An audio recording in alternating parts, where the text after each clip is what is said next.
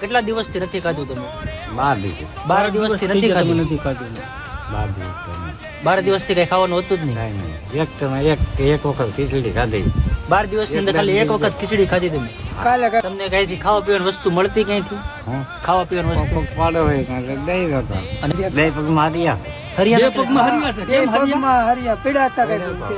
જય લગજણે મિત્રો, તો અત્યારે આપણે મહુવા તાલુકાના ભાદરોડ ગામે આવેલા છીએ અને દાદા માટે આપણે 3 મહિના ચાલે એટલું કરિયાણું લઈને આવ્યા છીએ. અને ગઈકાલે મને દાદાનો વિડીયો મળ્યો હતો, જેમાં દાદાએ કીધું હતું કે પાછલા 12 દિવસથી દાદાએ કંઈ ખાધું નથી.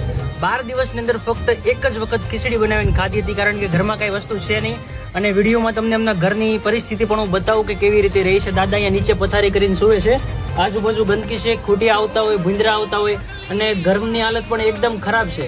તો દાદા માટે આપણે 3 મહિના ચાલે એટલું કરિયાણું આપણા ગ્રુપ તરફથી નોંધારાનો આધાર ચેરિટેબલ ટ્રસ્ટ અને આપણું અલગધણી આશ્રમ રામા મંડળ તરફથી લઈને આવ્યા છીએ.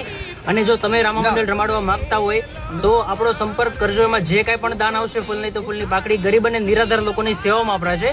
અને આપણા મંડળમાં જેટલા પણ લોકો સેવા કરવા આવે છે, 1 પણ રૂપિયો લીધા વગર નિસ્વાર્થ ભાવે સેવા કરવા આવે છે. અને જો તમે પણ અમને સાથ અને સહયોગ આપવા માંગતા હોય તો અમારું રામા મંડળ રમાડજો.